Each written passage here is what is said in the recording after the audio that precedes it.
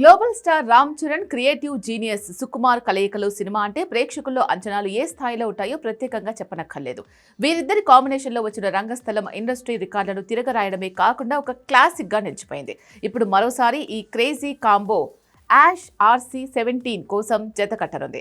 తాజా సమాచారం ప్రకారం ఈ భారీ ప్రాజెక్ట్ 2026 జూలై నుంచి సెట్స్ పైకి వెళ్లడానికి రంగం సిద్ధమవుతోంది. సుకుమార్ తన సినిమాల్లో ప్రతి డీటెయిల్ను ఎంతో పకడ్బందీగా చెక్కుతారు అనే పేరుంది.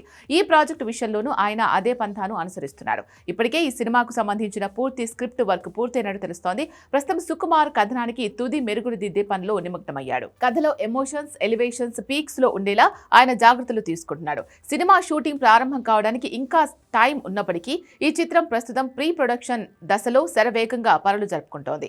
ఇంత భారీ ప్రాజెక్ట్ ను హ్యాండిల్ చేయడానికి అవసరమైన గ్రౌండ్ వర్క్ ను కోర్ టీం ఇప్పటికే మొదలుపెట్టింది.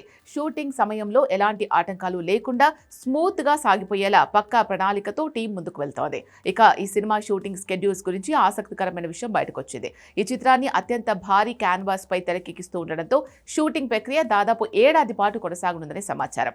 దీన్ని బట్టి చూస్తుంటే సుకుమార్ ఈసారి విజువల్స్ మరియు మేకింగ్ పరంగా సరికొత్త ప్రపంచాన్ని సృష్టించబోతున్నారని స్పష్టమవుతోంది. మొత్తానికి RRR తర్వాత రామ్ చరణ్ గ్లోబల్ ఇమేజ్, పుష్పతో సుకుమార్ పాన్ ఇండియా క్రేజ్ కలిశాక వస్తున్న సినిమా కావడంతో యాష్ RC-17 పై బాక్సాఫీస్ వద్ద భారీ అంచనాలు ఉన్నాయి.